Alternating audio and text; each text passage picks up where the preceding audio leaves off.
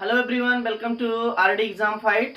Friends, आज हम class 10th की first poem dust of snow के बारे में डिस्कस करने चल रहे हैं, जो कि रॉबर्ट फ्रॉस्ट के द्वारा लिखी गई है। तो फ्रेंड्स, वीडियो में आगे चलने से पहले हम आपको एक पॉइंट बता दें कि ये जो पोएम आपको पढ़ाई जाएगी, इसका जो पीडीएफ है, मतलब इसमें का जो सेंट्रल आइडिया है और इसमें जो इससे एग्जाम से रिलेटेड क्वेश्चंस आने वाले हैं, उन सभी चीज़ों का नोट्स जो है आपको पीडीएफ के माध्यम से आपको मिल जाएगा, जिसका कोड अभी हम आपको बता देंगे। उस कोड का यूज करके आप उस फाइल को ओपन कर सकते हैं। तो फ्रेंड्स, पोएम को शुरू करने से पहले सबसे पहले ये जान लेते हैं कि ये जो पोएम है ये किस टाइप की पोएम है और ये जो है इसकी समरी क्या है, और साथ ही साथ इसके लिटरेरी डिवाइसेस क्या है, इसको हम पढ़ाने के तुरंत बाद हम बता देंगे। देन फर्स्टली, ये जो है एक सिंबॉलिक पोएम है, और सिंबॉलिक पोएम जो होती है उसमें कोई ऑब्जेक्ट लेकर के किसी मैटर को, किसी थिंग को, किसी फीलिंग्स को समझाया गया होता है। So now let's come for the summary of this poem. Firstly, इसमें कैरेक्टर कौन कौन से यूज किए गए हैं उनके बारे में डिस्कस करते हैं। तो फर्स्टली जो कैरेक्टर है वो रॉबर्ट फ्रॉस्ट खुद हैं, और दूसरा जो हेमलॉक ट्री है, और थर्ड जो है क्रो है, जो कि उस हेमलॉक ट्री पे बैठा हुआ है। जो वहाँ की सर्कमस्टांसेस है, उसकी जो परिस्थितियां हैं, उसमें हेमलॉक ट्री के ऊपर जो कौवा बैठा हुआ है वो हेमलॉक ट्री जो है बर्फ से कंप्लीटली ढका हुआ है। और यहाँ पे जो रॉबर्ट फ्रॉस्ट है वो थोड़ा सैड है। यहाँ पे सैडनेस को नहीं दर्शाया गया है, बल्कि उस सीन को क्रिएट करने के लिए यहाँ पे ट्री का यूज किया गया है और क्रो का यूज किया गया है। तो ऐसी एक छोटी सी घटना घटती है इस पोएम में, जिसके द्वारा जो पोएट है, जो सैड था, वो हैप्पी हो जाता है। तो समरी के रूप में हम देखते हैं तो ये जो मतलब ये जो पोएम शुरू होती है वो पोएट के स्टैंडिंग मोड से स्टार्ट होता है। मतलब जो पोएट है वो हेमलॉक ट्री के नीचे खड़ा हुआ है, और वो हेमलॉक ट्री बर्फ से ढका हुआ है, जिसके ऊपर एक कौवा बैठा हुआ है। अब बैठे होने के बाद जब ये बहुत ज़्यादा दुखी थे और कुछ इनके जो है माइंड में चल रहा था, इनकी मनोदशा ठीक नहीं थी, ठीक उसी समय क्या था कि कौवा थोड़ा मूवमेंट करता है। अब उसके द्वारा क्या मूवमेंट होती है, इन चीज़ों को दर्शाया नहीं गया है। तो उसके मूवमेंट के द्वारा बर्फ के जो कण थे, जो डस्ट, स्नो के डस्ट थे, वो जो है रॉबर्ट फ्रॉस्ट के ऊपर गिरते हैं, और उनको एक अच्छी अनुभूति होती है, और वो जो सैड थे वो प्रसन्न हो जाते हैं, मतलब उनको हैप्पीनेस अचीव हो जाता है। और इस घटना से रॉबर्ट फ्रॉस्ट ये बताते हैं कि जो सैडनेस होती है, उस सैडनेस में भी कभी कभी प्रसन्नता छिपी होती है। यही इस कविता का सारांश है, इस कविता की समरी है। तो अबाउट द पोएम में कह रहे हैं कि Robert Frost, a well known American poet of nature. Robert Frost A well known, भली भांति जाने जाते हैं, अमेरिकन पोएट ऑफ नेचर, मतलब जन्म से, प्रकृति से ये एक अमेरिकन पोएट थे। मतलब अमेरिकन पोएट के रूप में रॉबर्ट फ्रॉस्ट को जाना जाता है। और इन दिस पोएम, और इस कविता में प्रेजेंट्स, प्रस्तुत किया जाता है अ मोमेंट, एक ऐसे क्षण को, दैट सीम्स, जो प्रतीत होता है, सिंपल, एक छोटा सा। वो इस कविता में एक छोटे से क्षण को दिखाया जाता है, जो कि एक देखा जाए तो एकदम नॉर्मल होता है, और लेकिन कह रहा है कि has a larger significance. Has a larger, has मतलब है, अ लार्जर उसका बहुत ज्यादा, सिग्निफिकेंस मतलब महत्व, किंतु उस छोटे से मूवमेंट का भी बहुत बड़ा महत्व है। और बता रहे हैं, जैसा भी हमने आपको पहले बताया था कि ये जो पोएम है एक सिंबॉलिक पोएम है, वही चीजें इसमें अबाउट द पोएम में भी दिया गया है। बता रहा है it is a highly symbolic poem. ये जो कविता है ये हाईली सिंबॉलिक पोएम है। और वन डे, एक दिन, अब पोएम के बारे में बता रहे हैं, कह रहे हैं one day the poet was in a depressed mood. One day, एक दिन, द पोएट, कवि, वाज था, इन अ डिप्रेस्ड मूड, मतलब बहुत ज्यादा दुखी था। और ए प्लीजेंट थिंग, और तभी क्या होता है कि अ प्लीजेंट थिंग, एक सुखद चीज, हैपेंड मतलब घटित होती है, इन अ ट्री, वृक्ष में। और वृक्ष का मतलब होता है कौवा बैठा हुआ था, और उस कौवे के बैठे होने से उस पे मूवमेंट होता है। और यही कारण है कि यहाँ पे बताया गया कि ए pleasant thing happen in a tree, कि मतलब एक उस वृक्ष पर एक सुखद घटना घटती है और कौन सी घटना थी? कौवे की मूवमेंट, जिससे डस्ट ऑफ स्नो गिरा था और जो पोएट का मूड था वो चेंज हो गया था। तो आगे देखिए, कह रहा है it changed the poets mood. इसने क्या किया? पोएट्स का जो मूड था, मतलब पोएट की जो मनोदशा थी, मेंटल कंडीशन थी, डिप्रेस्ड मूड था, वो कन्वर्ट हो जाता है और वो हैप्पी हो जाता है। It saved the rest of the day. It saved, उसने बचा लिया, मतलब ये पूरे दिन सैड होने वाले थे, लेकिन इस घटना के बाद इनका जो रेस्ट ऑफ द डे था, शेष बचा हुआ दिन, वो सही हो जाता है और पोएट खुश हो जाता है। तो इसके पश्चात चलिए चलते हैं पोयम के पास। तो पोयम कह रहा है कि द वे अ क्रो सुक down on me the dust of snow from a hemlock tree. Hemlock tree का मतलब होता है एक धतूरे का पेड़ होता है, जो कि एक जहरीला पौधा होता है, और इस पौधे के माध्यम से ये दर्शाया गया है कि ये बहुत अच्छी कंडीशन नहीं थी, मतलब जो सर्कमस्टांसेस थे वो अच्छे नहीं थे, और क्रो भी वही चीजों को, उसी चीज को दर्शा रहा है। तो चलिए देखते हैं। कह रहा द वे मतलब तरीका, उसका जो मैनर था, किसका मैनर था? कौवे का।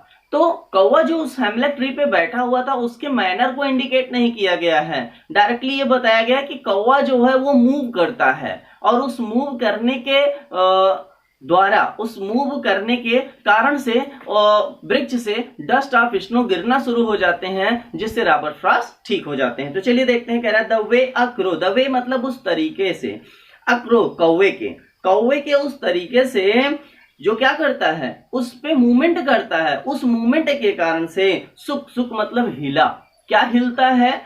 उस हेमलॉक ट्री के ब्रांचेस जिसपे वो बैठा हुआ था वो हिलने लगी, और डाउन ऑन मी, डाउन मतलब गिरने लगा, ऑन मी मेरे ऊपर, और मेरे ऊपर गिरने लगा, क्या गिरा? द डस्ट ऑफ स्नो, बर्फ के कण गिरने लगे, बर्फ के टुकड़े गिरने लगे, और फ्रॉम अ हेमलॉक ट्री, उस जहरीले पौधे से, मतलब उस धतूरे के वृक्ष से। अब ये तो फर्स्ट जो है 4 लाइन्स थी। अब आगे आते हैं, ये जो लास्ट 4 लाइनें हैं, इसमें क्या बता रहा है? Has given my hurt A change of mood, और हैज गिवन, जो डस्ट ऑफ स्नो जो फॉल हो रहा था, गिर रहा था, उनके ऊपर गिरा, उसके द्वारा क्या होता है? हैज गिवन माई हर्ट, मेरे हृदय को, मतलब उनकी जो मनोदशा थी। अब देखो आगे भी बता रहे हैं कि मूड मतलब उनकी जो स्थिति थी, वो जो दुखी थे, वो क्या हो जाता है?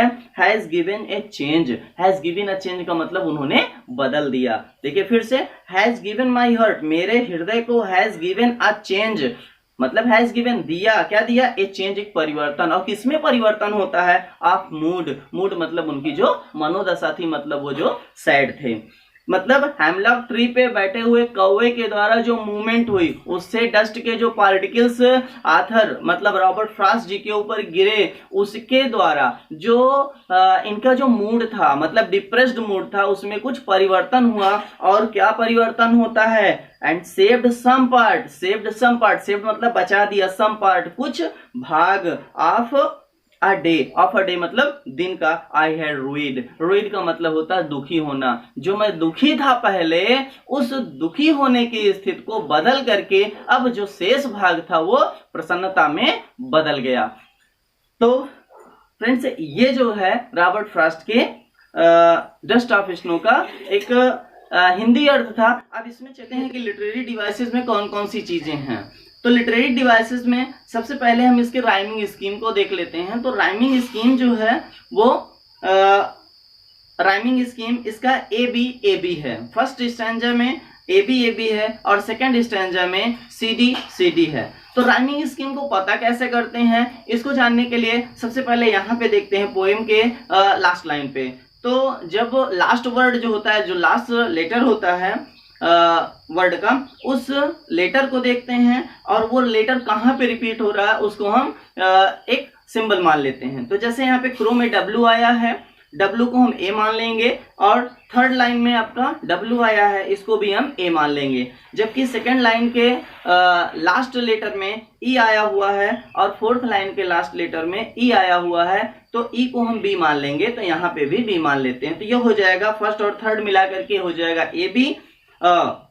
ए, और सेकंड वाला जो हो जाता है वो भी ए बी हो जाएगा, और थर्ड और फोर्थ को मिलाएंगे तो फिर ये भी हो जाएगा ए बी। तो मतलब इस पूरे पहली जो 4 लाइनें हैं, इसका जो राइमिंग स्कीम है वो ए बी और ए बी है। इसी तरीके से हम लास्ट स्टैंजा को देखते हैं। तो लास्ट स्टैंजा के पहले लाइन का जो लास्ट लेटर है, मतलब लास्ट साउंड है वो टी है, और उसके बाद डी है, फिर टी है, फिर डी है। तो हम टी को सी मान लेते हैं, डी को हम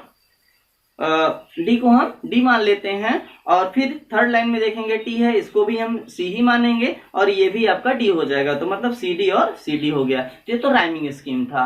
अब हम बात करते हैं कि इसके राइमिंग वर्ड कौन है। राइमिंग वर्ड का मतलब होता है दुकान। तो वो कैसे बोले जा रहे हैं, इन चीजों को हम देखते हैं।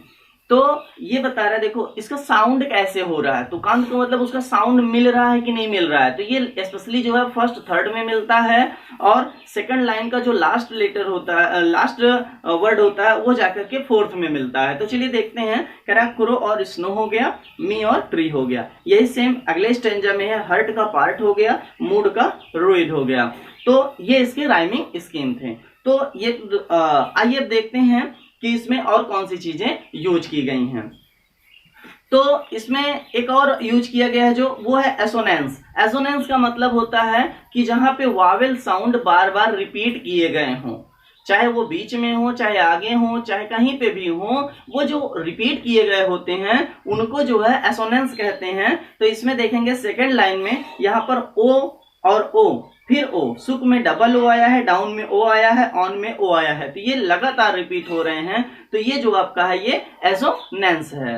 अब फिर आगे बढ़ते हैं तो देखते हैं क्या एलिट्रेशन। एलिट्रेशन का मतलब क्या होता है, जब कोई साउंड बार बार स्टार्टिंग से रिपीट हो रहा हो, उसको हम जो है कैसे चेंज करते हैं। तो एलिट्रेशन में हम देखते हैं कि सेकंड स्टैंजा में देखिए हैज दिया, हैज गिवन माई हर्ट, इसमें हैज आया है और फिर हर्ट आया है। तो हैज भी एच साउंड से स्टार्ट हो रहा है, और लास्ट भी आपका एच साउंड से हो रहा है। तो इसमें जो है एलिट्रेशन का यूज किया गया है। और थर्ड लिटरेरी डिवाइसेस जो है वो है कॉन्सोनेंस। कॉन्सोनेंस का मतलब होता है जब वावेल साउंड जो है कंटिन्यू आया करते हैं, तो चाहे वो बीच में हो, चाहे आगे हो, कहीं भी हो, तो उनको हम कॉन्सोनेंस कहते हैं। तो इसमें देखेंगे लास्ट लाइन में, तो लास्ट लाइन में बता रहा है कि of a day I had rowed. तो यहाँ पे डे आया है, फिर हैड में फिर डी आया है, और यहाँ पे जो है रोइड में भी डी आया है। तो ये जो है एक कॉन्सोनेंस है। तो दोस्तों ये सभी चीजें जो हैं इसमें यूज की गई लिटरेरी डिवाइसेस थी। तो आई होप ये वीडियो आपको अच्छा लगा हो, और यदि अच्छा लगा हो तो लाइक शेयर सब्सक्राइब जरूर कीजिएगा, और ज्यादा से ज्यादा इसे शेयर कीजिएगा। और हाँ, जो हमने आपको एक कोड बताया था कि जिसके माध्यम से आप नोट्स प्राप्त कर सकते हैं, वो कोड आपका है ABZ16X।